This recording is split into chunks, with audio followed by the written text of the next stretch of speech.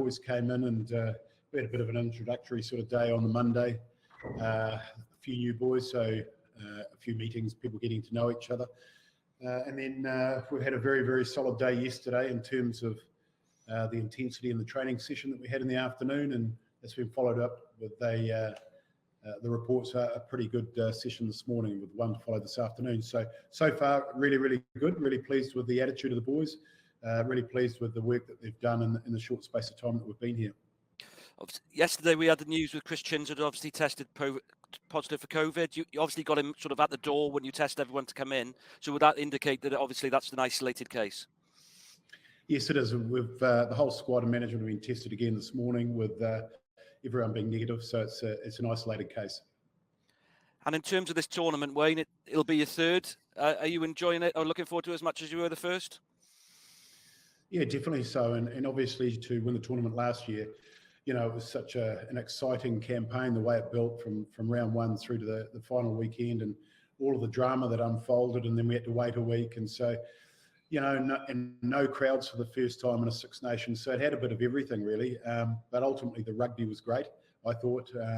Really good intent by the sides that took part. So, look, if we can emulate that this time around and have some of the great rugby that was played and some of the tries that were scored, that's certainly going to be our intention. So, we're really looking forward to it. We know it's going to be a big challenge with some absentees, obviously, well documented. But as we say in camp, you know, that's opportunities for others, and those great players that are missing, you know, they started off their campaigns and had their first Six Nations. So, you know, it's time now for others to step up, and that's going to be a great challenge. And out of the other 35, are they all fit and firing and ready for selection for Ireland, Wayne? Yeah, we had the normal bumps, as you'd expect, coming off club rugby last weekend. So, you know, we've got a couple more playing club rugby this weekend who need it, in our view. So, look, all in all, we've got a pretty healthy squad, and one which is really looking forward to getting the rest of the hard work done this week, and then looking forward to test week next week. And just a couple to Dan, if that's okay. Dan, how have you found today? Yeah, a little bit. Had the morning off training, so just been up for lunch now and taking a fair bit of stick off the lads for putting the feet up this morning. But no, it's been great. You know, always find this sort of stuff quite good, quite interesting, and yeah, like I said, it's seeing Al do it for all the years before me. I'm to drive to London, and a long day. It's quite nice in terms of one of the good things that come out of the world we're living in at the minute. Get to do it on Zoom, staying in the hotel. Has Alun Wyn had any advice for you, Dan, and will you take notice of it? Yeah, I had a chat with Al last week, actually. Just I think similar to what I said when Wayne asked me to do the job. I sort of said to Wayne I didn't want to change who I was as a person around the team room, on the training pitch, and Al sort of echoed that really and said, just be your own man. And I suppose, you know, I've worked with Al for a number of years now, so to pick up just, you know, even if it's one or two small bits, which Al has, and the way he conducts himself around the place is going to be a benefit to me. But I think in my position, it's we're really encouraging other sort of senior boys and even some of the younger lads to really take ownership of speaking up in meetings, speaking up in training. So it's not just one voice all the time and white noise. So I think that's a big part of the next 10 days in terms of growing people to be comfortable speaking in front of players and other management. And you're used to the Wales fly half as a prominent position in Welsh life, Dan, also the Welsh captaincy. So I suppose you're in good stead with that coming through. Yeah, I've gone for the full double whammy now. So it's yeah, I can't have too much more pressure on it. So no, look, but in all seriousness, I enjoy that side of it as well. I enjoy the pressure that comes with it as well. And like I said, to have played 10 for Wales for nearly 13 years, you've got to be fairly used to that and things now. But like I said, it's really exciting. It's a really exciting, it's almost like my first campaign, almost in a sense. It's it's a first for me, and it's just really, like I said, it's really exciting. We've got a good group of boys who are young, energetic, keen to learn, and making sure that we get right for Saturday and go and fire some shots rather than just absorb whatever Ireland throw at us. We're going there on the offensive as opposed to sitting back. Well, congratulations, Dan. Sorry, I forgot to say that at the beginning. But Thank one you. very quick one. Dan was asked in the general at the beginning about Alun Wyn Jones' Lazarus-style comeback. Wayne, there's no chance of that this time around, is there? Never say never. It's Alun Wyn Jones. Probably wouldn't enter into the conversation if it was anyone else, to be quite honest. But the guy has broken so many records, and I honestly say that I would never say never. But look, it'd be a long shot. Let's just say that. But Al is working incredibly hard behind the scenes, as you know he would, to get himself in the best shape possible as quickly as he can to be available for either the Ospreys or Wales. Obviously, there's been plenty of talk in the last few days about the sort of the fortunes of the four regions. As someone who sort of sat on both sides of the fence of it as a regional coach and now as Wales coach, does the competitiveness of the four Welsh sides concern you at all heading into the Six Nations? Oh, we'd love to have everybody performing at the top of their game. We'd like to see the teams winning more than they currently are. I think that gives players a little bit more confidence when they come into camp. But having said that, we've selected players who haven't had a lot of rugby in some cases, but they've played extremely well for their country over a number of years. So from our point of view, it's understanding what it takes to play at this level of the game, knowing the amount of time we've got to work with the players, looking at the character of the players that we're selecting and making sure we've got people that we think can get the job done in the space of time available. So, yeah, it's not the ideal way to come into a camp in terms of the injuries that we've got and some of the form, but certainly it's what we're dealing with, and we're doing our utmost to make sure that the players get everything they need in the environment to perform at the best of their abilities, really, and that's certainly what we're going to try and achieve. You touched on it at the start of the autumn in terms of getting players up to speed. I guess it's a sort of double whammy coming into this campaign because of just the sheer amount of cancellations. You had two of the regions stuck in South Africa, and then all the talk about the region's forms. Does that make the job more difficult? And how do you go about sort of flipping that switch to get the boys mentally prepared for the campaign when they're in Wales camp? It was certainly a bit of a challenge in terms of getting the squad finalised and looking at minutes played, looking at form, looking at the injuries and then players that might come in and who may be fit later on in the competition potentially. So it's a bit of a difficult jigsaw puzzle to put together, really. But once we've done that now, seeing the way the boys have come together in the first 2 days, the efforts that they've put in, what we're seeing on the training field, in the classroom, it gives us great confidence that this is a group of players that have come together. They know it's a huge opportunity to go out and perform on a very, very big stage. There's only one bigger stage for me, and that's probably the knockouts of a Rugby World Cup. And so it's a great opportunity. And with that, and with the jersey itself, I think, there won't be any lack of effort going in from the Welsh point of view from the players. And I think in the last couple of days, people like Dean Ryan and Di Young have been speaking about the structure of Welsh rugby and how perhaps it's geared heavily towards the success of the Welsh national team, maybe at the expenses of the region. What do you make of those claims as the Wales coach?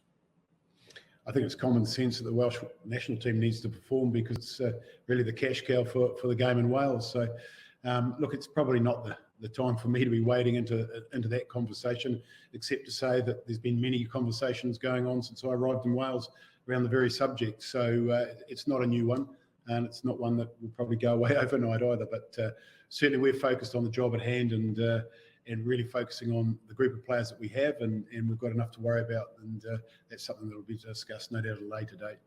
And one final one from me, obviously, Gareth Williams has been in your coaching ticket for a while now, working on the breakdown. Particularly the offensive side of the breakdown is something that probably doesn't get recognised as much in the wider scheme of things in rugby, but it's something that you admitted yourself you struggled with in the autumn. Maybe talking about sort of the problems of separation after the Fiji game. How are you rectifying those issues, and how's Gareth getting on in the job, first and foremost? Yeah, look, he's well respected by the players. He's very likeable, but a member of management as well as the entire group. So he's working really hard in that area of the game. Look, we have over a couple of hundred breakdowns per game. If you look at how many lineouts and scrums we have, it's such an important part of the game, not only with the ball, but also without the ball, in terms of trying to turn ball over, to take the possession away from the opposition or slow their ball down. So it gives our defence, time to realign, and we can come on the offence with our defence, if you like. So it's a vastly important part of the game, and already in camp we've been paying attention to that area of the game, and Gareth's doing a good job. A question about the Six Nations. It's considered as a momentum tournament. How confident that you can get a good start and get that momentum? Is that for both of us or one in particular? For Wayne. Yeah, look, momentum's everything, and Dan's talked about it throughout the day. From a player's perspective, it is so true that if you look at last year's competition, we got that all-important win against Ireland, a tough opponent in round one, and then there was the Scotland game away, and those two games were so important to us. We got that momentum, we got the points on the board, and then teams were chasing us. You grow in confidence, the time together in camp, you expect things to improve, and last year they did, and we came out playing some really, really good rugby, and probably some of our best rugby, in the only defeat in France. So look, it's time together is vital, and momentum is everything in this tournament. So Ireland, Dublin away, needless to say, is a massive occasion for us, and one that we're going to prepare as well as we can for, and we'll go out there and look to play some good rugby, which we did in the last campaign, and playing that way paid dividends for us, and so we're trying to build on those performances from last season. Just a quick one, really. I mean, in the autumn, we saw Tane Basham come through, and I guess it was an opportunity for him, as quite a few times have been during your reign. When you look at the number of players who are in this Six Nations squad who've not experienced this level before, who are the kind of new faces to the Six Nations that you're excited working with in your squad in particular this campaign? Well, there's a number, and for different reasons. There's a number of guys that have played in the competition before but haven't had major leadership roles. Really excited for Dan, really excited for Adam Beard. And then there are other players who will be assisting those guys in and around on-field and off-field. So really interested to see how people step up to those challenges, but also the younger players coming in. There's a guy in Dowie Lake who, if you look at him, he's a big man for a hooker. It brings a physical presence to the position. Hasn't played at this level of the game, but has been around the squad in the past from a learning development point of view. So there's guys like that, who, given the opportunity, I'm sure are going to look forward to it. And I'm pretty sure that you're just going to see a guy grow and grow and grow throughout his time in a Welsh shirt. Look, there are so many to go through in terms of opportunity-wise. We used that word on Monday, that this is a massive opportunity for lots of players, to show some form. A guy like Josh Adams, can play in multiple positions. Where he'll end up in this series, we'll work that out in training, but there's good challenges for not just the young players, but also some of the more senior players as well. So, look, I'm excited by the opportunity to work with the group we've got.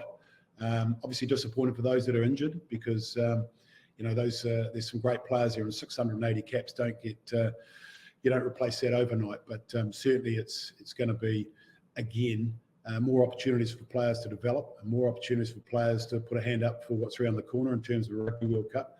But ultimately, we're here to get a job done in this competition. That's certainly the focus. Just one more from me.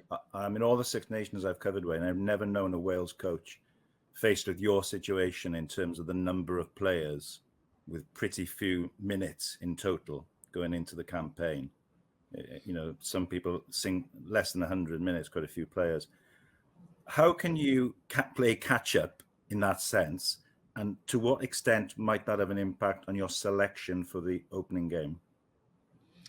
Yeah, I think your numbers, you're talking about the lack of experience is spot on, and that I think in the French game we had over 1,000 caps and we've lost 680 of them. So that is a huge amount. Look, I think we talked on Monday about players being good listeners. I think the young players have got to listen to the likes of Dan and those experienced players that have had multiple campaigns, because they know the rigours of the championship. They know how tough it can be at times, and also how rewarding it can be when you get things right. And the perseverance with hard work pays off. So I think, listening is a big part of what some of these younger guys are going to have to do, and then they're going to have to apply themselves and take that into training and then on the game if they do get minutes. And it's about developing as players in a short space of time. So, yeah, being able to take information on board is really, really important, and then being able to transfer that under pressure is the big challenge. So, but we're going to expose them in training to an intensity that they're not used to, and they need that clearly, because test matches are played at a greater intensity than club rugby. The collisions are bigger.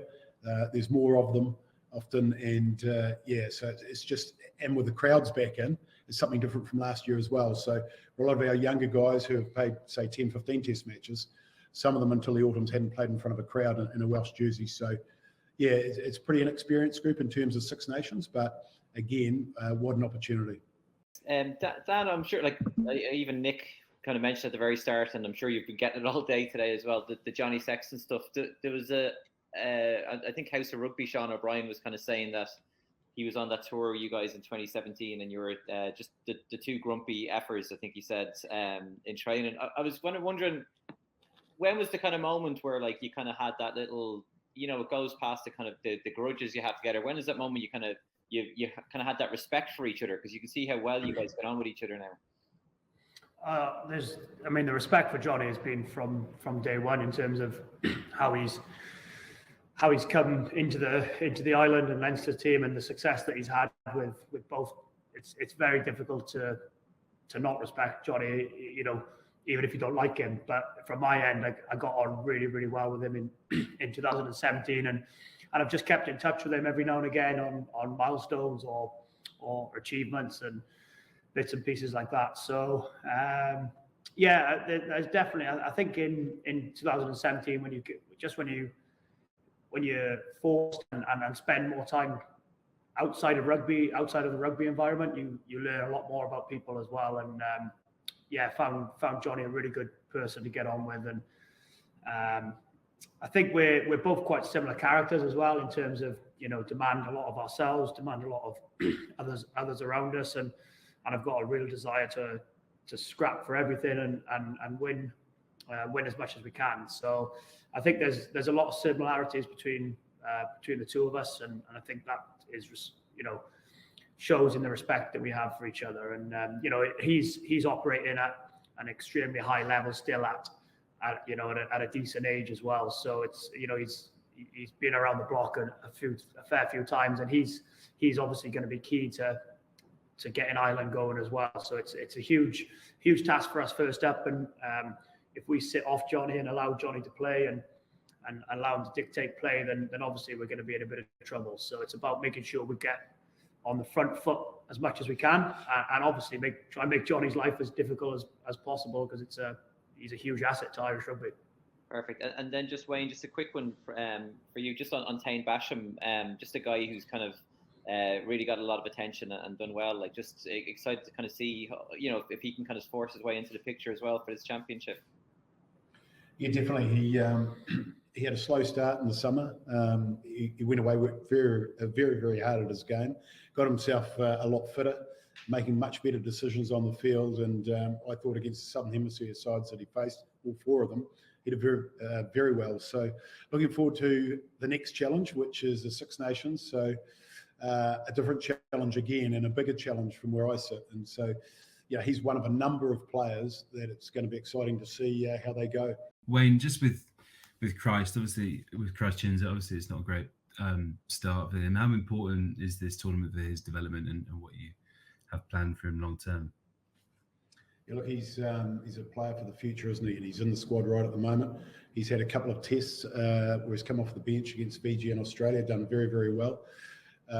Really disappointed. This is COVID, it can crop up at any stage, and it's disappointing for him as an individual, but hopefully he'll be right to train with the team again next week and show us what he can do in this particular squad.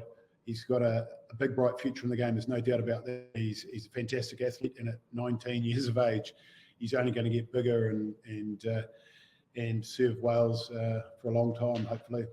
And that's not only in one position. He can play second row, and we think he'll be doing a good job going forward as a six as well. So that'll aid us in selections going forward, I'm sure. And just on Adam Beard, you've spoken about his sort of development as a leader. What are the kind of things that you're sort of giving him, or sort of the extra tasks that you're giving him during this Six Nations compared to before, maybe? Well, he's been given quite a few tasks over the last sort of 18 months, if you like. He wasn't selected in an autumn series and asked to go and work on different parts of his game. He's done that. He's ticked those boxes. He's been reselected. He was then given the job to start in his first test match back. He delivered on that occasion.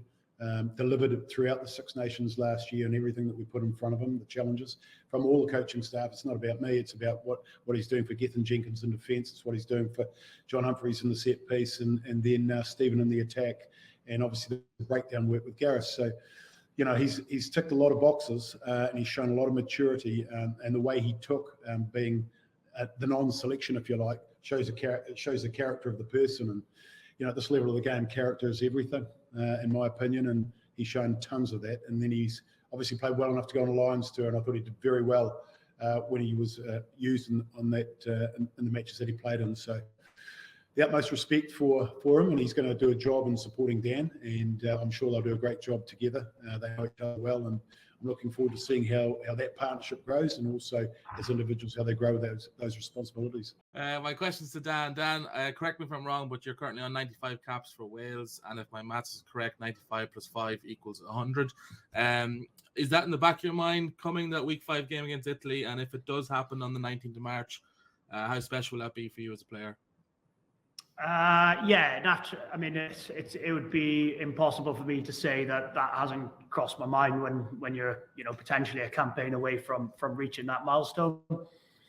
I suppose it would be a huge day really for me personally, but I suppose that the question I'm more interested in is how many more can I get than 100. It's not, I'm certainly not looking at 100 and out and calling it a day by any stretch. I sat down with Wayne in last camp in the autumn, and I said, my intentions is not just to creep or edge towards 100 caps. It's about getting through to the next World Cup and excelling rather than just sort of creeping up there and knocking the games off. So it would, if that was the case, it would be a hugely proud day, and a really special achievement with not many players who've played for their country doing it, and I suppose a little bit of vindication as well, in terms of it certainly hasn't been all plain sailing throughout the 12 or 13 years I've been playing for Wales. So it would be nice to do that personally, and yes, a slight bit of vindication to get there and prove I've done okay in this jersey over the years. Dan, I just want to ask you about Land of Our Fathers, and when you're singing that in Cardiff and abroad, how does it make you feel just before the match? Obviously you're pumped up, but how do you balance it between how passionate you may feel during that and the first few minutes of the game, and keeping a cool head knowing what job you have in front of it? Just maybe take it as you're singing it and the first few minutes after that. Well, I think that's kind of a really special moment, especially in a Six Nations game when the anthem, the full house in Cardiff, and I think certainly when I first started, it was probably more so about the real excitement and the real passion and real sort of energy picking up off the crowd, and the novelty of singing the anthem in front of 70,000 people. Whereas, not that any of that has changed in terms of the passion and the excitement. It's more, I actually probably spend a little bit more time during that anthem now, probably thinking a little bit more about where the first kickoff's going to go. It gives me sort of 5 or 10 minutes when the anthems are going on to just gather my thoughts and just tick everything off in terms of from a technical side, in terms of first line-out call, first kickoff, first play replay, first scrum play, whatever it is. It just gives me a little bit of time. So I tend to use that now. I've got a little bit. It's not such a novelty of that real excitement and passion. It's probably a little bit more practical time in terms of thinking what's needed for the team to start the game off. So and that's I suppose those moments there are the real exciting moments, when you're just waiting for kickoff and you hear the anthem, and very, very special moments then. Dan, obviously you were part of the campaigns in 2012 and in 2013 in which you won a Grand Slam and then went on to retain the title. Obviously, all of your focus as of this point is towards going over to the Emerald Isle and going to face the Irish in Dublin. But has that played at the back of your mind in terms of trying to achieve a similar sort of goal 9 years on from the feet, rather? Yeah, that was obviously a pretty special period there for us in those years. But I think probably for us now, it's haven't probably thought of that in that sense until you've mentioned it actually. But to be able to go to go back to back would be incredibly special. And but like Wayne has said, and we've said it a couple of times, in this tournament, it's so important the start and how you start the tournament. It sets the tone. It sets, it gives you momentum, or it adds pressure to you, depending on which way you go. So I think for us to be thinking about, lifting the trophy on the 19th of March in Cardiff would be really sort of a little bit presumptuous of us. And I think we need to make sure that we knuckle down on the first 2-week block of the tournament. If we end up winning 2 of those games, then absolutely, then you start thinking about picking results up to go for the title and possibly a slam. But I think there's no doubt that our mindset at the minute is purely based on starting the tournament well, because it's, my experiences over the years, if you win your first game, it just settles everybody down, takes a little bit of pressure off. And conversely, if you don't get the result, pressure grows, and things just, things become a fraction more difficult. So for us, it would be an incredible achievement to go back to back, and that's what we're all hoping to do.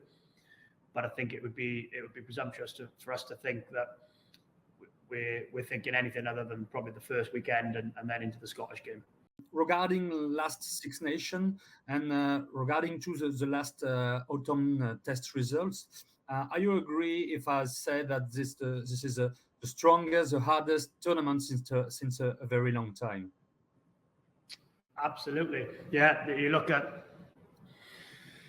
France look, obviously beating the All Blacks, Ireland beating the All Blacks,